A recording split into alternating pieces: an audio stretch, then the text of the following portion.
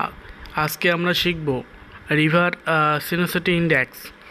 তো এর জন্য আমাদের রিভারের যে শেপ ফাইলটা সেটা আমরা নিয়ে নিয়েছি এ ড্যাশ এবং বি ড্যাশ, যেটা সেটা হচ্ছে রিভারটাকে আমরা ডিজিটাইজ করে নিয়েছি।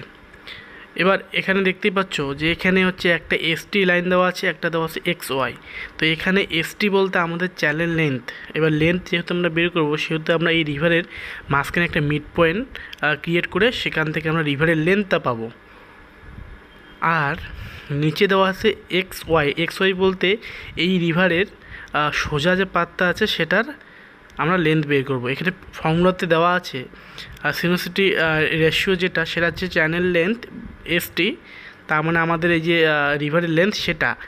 আর এক্স ওয়াই বলতে এই রিভারের এবং সোজা যে পাত সেটার যে লেন্থ সেটা।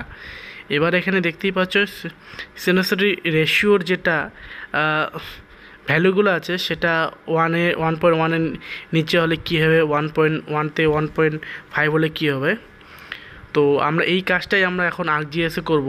এই জন্য আরজিএস ওপেন করে নেব এবং সেখানে আমরা একটা স্টিম অর্ডার নিয়ে নেব, অর্থাৎ একটা বেসিন নেব এবং সেখানে তার রিভারটাও নিয়ে নেব। এবার এখান থেকে আমরা মেইন যে রিভারটা সেটাকে আমরা এক্সপোর্ট করে নেব।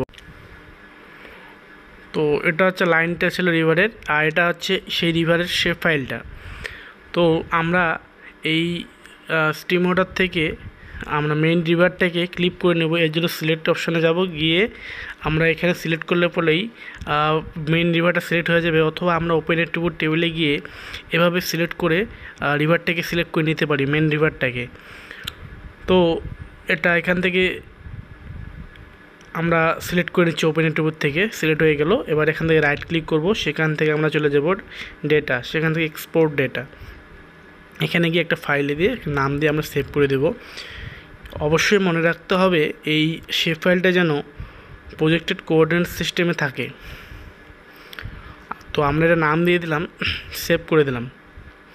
আমরা স্টিম নামে সেভ করলাম, ইউজ করে দিলাম, ডিসিলেক্ট করে দিলাম, নিচেরটাকে অফ করে দিলাম। তো এটা হচ্ছে আমাদের মেইন রিভার। এবার মেইন রিভার বলতে ওই যে রিভারগুলো ছিল তার মধ্যে একটা প্রধান নদী, সবচেয়ে বড় নদী, লংগেস্ট রিভার। এবার এই লাইন দিয়েও আমরা করতে পারি, অথবা এটা যে রিভারের যে শেপ ফাইল ছিল এখানে আমরা মিড পয়েন্ট ক্রিয়েট করে অর্থাৎ মাঝখানে একটা করে আমরা মাঝখানে পয়েন্ট নিয়ে নিয়ে আমরা লাইন ক্রিয়েট করতে পারি। এই জন্য আমাদের চলে যেতে হবে ক্যাটালগ, সেখান থেকে যেখানে আমরা রাখবো সেই ফোল্ডারে গিয়ে নিউয়ে গিয়ে ক্রিয়েট নিউ শেপ ফাইল, এখানে গিয়ে আমি নাম দিয়েছি,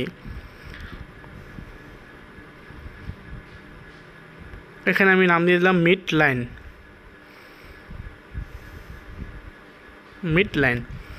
মিড লাইন দেওয়া ফিচার্স টাইপ যেটা দেওয়া আছে এটাতে আমি সিলেক্ট করে নিচ্ছি পলি লাইন। এবার এখানে এডিটে গিয়ে আমাদের প্রজেকশন সিস্টেমটা দেখে সেটা দিতে হবে। এবার ওকে, নিউ শেপ ফাইলের উপর ক্লিক করতে হবে। এখান থেকে এডিটর না থাকলে এখান থেকে রাইট ক্লিক করে এডিটর অন করে নিতে হবে। তারপর এডিটরে যেতে হবে, সেখান থেকে অপশানে যেতে হবে। তারপর এখানে ইউজ ক্লাসিক স্ন্যাপিং যেটা, সেটা টিক অফ থাকলে আমরা টিক অন করে দেবো। তো অ্যাপ্লাই করব, ওকে করব, আবার চলে যাব আমরা এডিটরে। এরপর আমরা চলে যাব এডিটরে, স্ন্যাপিং উইন্ডো, সেখান থেকে এখানে যতগুলো শেপ ফাইল দেওয়া আছে সবগুলোই আমরা এখানে টিক অন করে নেব, আনচেকগুলোকে চেক করে দেব।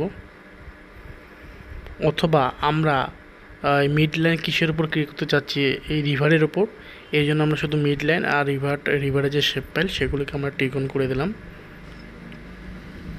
দিয়ে এটা এখান থেকে ক্লোজ করলাম। এরপর আমরা চলে যাব ক্রিয়েট ফিচারে চলে যাব। ক্রিয়েট ফিচার যাওয়ার পর এখানে এডিটরে এডিটরে না, ক্রিয়েট ফিচারে যাওয়ার পর এখানে মিড লাইনে ক্লিক করব এবং এখানে লাইনে আমরা ক্লিক করব। তারপরে এখান থেকে আমরা মিড পয়েন্টে গিয়ে এখানে এই মিড পয়েন্ট যেটা আছে সেটাতে ক্লিক করব। করার পরে আমরা রিভারের এই সাইড থেকে এক সাইড থেকে আরেক সাইডে আমরা ক্লিক করে যাব। আমরা চেষ্টা করব যত পাশাপাশি পারবো পয়েন্ট নেওয়ার, তাহলে পরে আমাদের এই যে মিড লাইন সেটা খুব সুন্দরভাবে ক্রিয়েট হবে। যতটা পারি এই পয়েন্টগুলো আমরা খুব কাছাকাছি নেব। এখানে ক্লিক করলাম, এই সাইডে এখানে ক্লিক করলাম। এইভাবে ক্লিক করলে পরে অটোমেটিক সে এই দুটো লাইনের মাঝখানে যে লাইন, মিডল লাইন, সেটা ক্রিয়েট করে নেবে। তো এভাবে আমরা পুরোটা করে নেব। তো এভাবে আমরা পুরোটা করে নিলাম।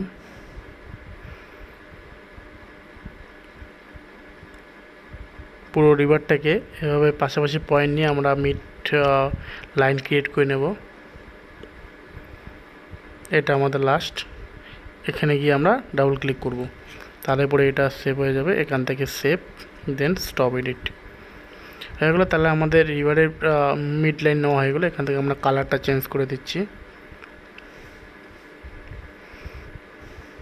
তাহলে এই রিভারটার আমাদের মিড লাইন নেওয়া হয়ে গেল।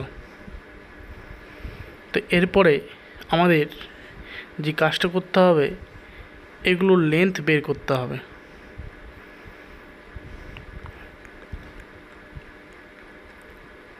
এটাকে আমরা অফ করে দিচ্ছি এই রিভারটাকে। এরপর এখানে গিয়ে আমরা আর একটা জিনিস করে নেব, আমাদের সে সোজা যে পাথ সেটা ক্রিয়েট করে নিতে হবে। তো আগের মতো করে আমরা আর একটা নিউ শেপেল ক্রিয়েট করে নিচ্ছি। আমরা লিখে দিচ্ছি XY লাইন, পলিলাইন। এখান থেকে আমরা ক্রিয়েট করে নিচ্ছি এটা, দেন ওকে। এরপরে আবার আমাদের যেতে হবে এডিটরে, সেখান থেকে অপশন, এটা যেহেতু ইউজ ক্লাসিক স্ন্যাপিং অন করাই আছে, আমরা এখান থেকে স্টার্ট এডিটিং চালু করব। দেন এখান থেকে স্ন্যাপিং, সেখান থেকে উইন্ডো, এখানে গিয়ে আমরা XY লাইনটাকেও আমরা অন করে দেব। ক্লোজ করলাম। এরপর আমরা চলে যাব ক্রিয়েট ফিচার, সেখান থেকে XY লাইন, দেন লাইনে ক্লিক করব। তারপর আমরা চলে যাব এখান থেকে আমাদের সিলেক্ট করতে হবে, এটা এই যে স্টেট সেগমেন্ট। দেন এখানে রিভারের ফার্স্ট পয়েন্ট থেকে লাস্ট পয়েন্ট পর্যন্ত আমরা একটা সোজা লাইন ক্রিয়েট করে নিলাম। এটাকেও আমরা সেভ এডিট করব, দেন স্টপ এডিট করব। তাহলে আমাদের এখান থেকে কালারটা আমরা চেঞ্জ করে নিচ্ছি। কালার চেঞ্জ করে নিলাম, অন্য একটা কালার দিয়ে দিচ্ছে। এখানে লাইনটিকে একটু মোটা করে দিলাম। এবার এটার ওপেন অ্যাট্রিবিউট টেবলে যাব, সেখানে একটা ফিল ক্রিয়েট করে নেব লেন্থ বের করার জন্য। অ্যাড ফিল করে নিলাম। এখানে ফিল নেম দিয়ে দিচ্ছি লেন্থ।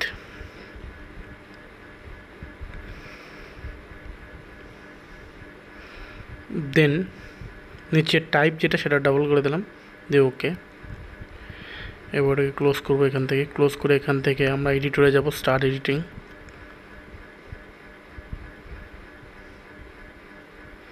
তারপর আবার এটার আমরা ওপেন অ্যাট্রিবিউট টেবলে চলে যাব।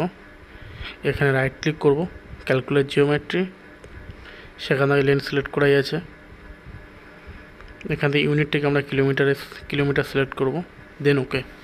অর্থাৎ এই যে সোজা লাইনটা, সেটার লেন্থ বেরিয়ে গেল। এখান থেকে সেভ এডিট, স্টপ এডিট। এরপরে সেমভাবে মিড লাইন যেটা, সেটার আমরা লেন্থ বের করে নেব। এখান থেকে অ্যাড ফিল করে নিলাম, না দিয়ে দিলাম লেন্থ। এখান থেকে ডাবল করে নিলাম, ওকে। দেন এটা আমরা স্টার এডিটিং করে নেব ওইটাকে। দেন এটার আবার ওপেন অ্যাট্রিবিউট টেবলে যাব, সেখানে গিয়ে লেন্থে রাইট ক্লিক করব, ক্যালকুলেট জিওমেট্রি, সেখান থেকে আমরা ইউনিটটাকে সিলেক্ট করব কিলোমিটার, ওকে। দেন এখান থেকে আবার সেভ এডিট, দেন স্টপ এডিট। এরপরে আমাদের কাজ হচ্ছে এই যে সোজা লাইনটা এবং মিড লাইনটা আছে, সেই লেন্থগুলো এক্সেল শিটে নিয়ে যাওয়া। তো আমরা এখান থেকে এক্সেল শিট ওপেন করে নিলাম। ক্যালকুলেশন করার জন্য আমরা এটা এক্সেল শিটে নিয়ে যাচ্ছি। সো এখানে ক্যালকুলেশনটা করবো, এই জন্য আমাদের এই মিড লাইনের লেন্থটা আমরা প্রথমে নিয়ে নেব। লেন্থটা এখানে কপি করে নিলাম। এরপর আমরা এক্সেল শিটে চলে যাব।